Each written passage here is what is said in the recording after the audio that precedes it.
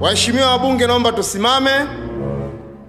Mheshimiwa Spika wa bunge la Mchongo anaingia. Aujourd'hui aussi c'est un autre. Things say they wise. Mumu man. Huh?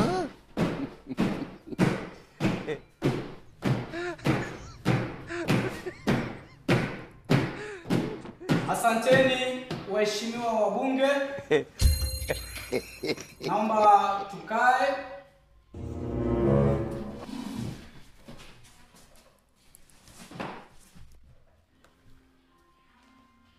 Leo hatutakuja kama tunavyokuja mara zote. Leo tumekuja na utaratibu mpya. Tutaanza na utaratibu wa maswali na majibu. Na swali letu la kwanza litaulizwa na Mheshimiwa Chipiai, Mheshimiwa mbunge wa jimbo la Buza, mtetezi wa wanaume. Mheshimiwa Chipiai, karibu kwa swali. Asante ndugu Mheshimiwa Spika. Umekucha. Kwa kunipa nafasi hii na kuuliza maswali yangu kama ifuatavyo. Mheshimiwa Spika,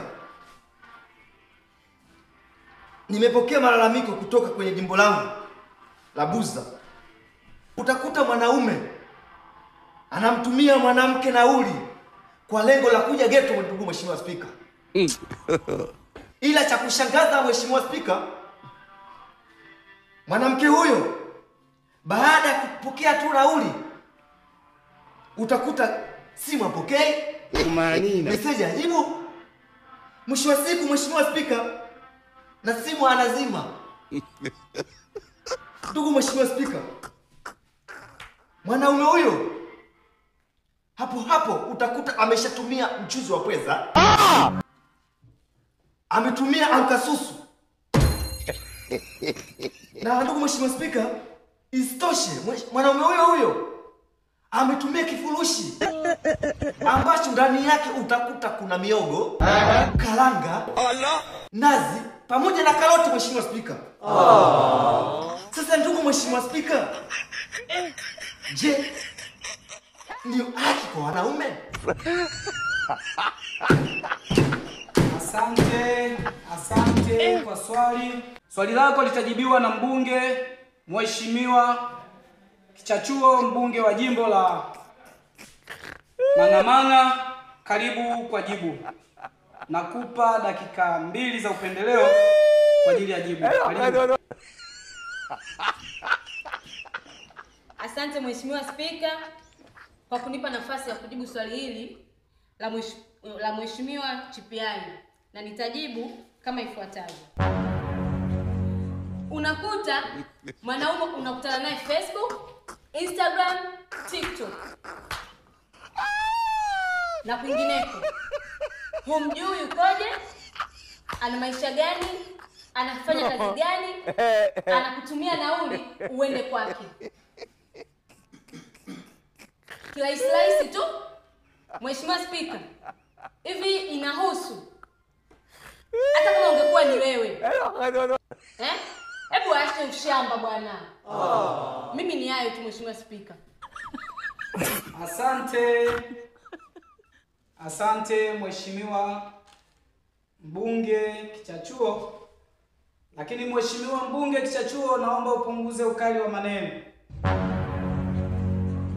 Hivi niwaulize na nyie wanaume,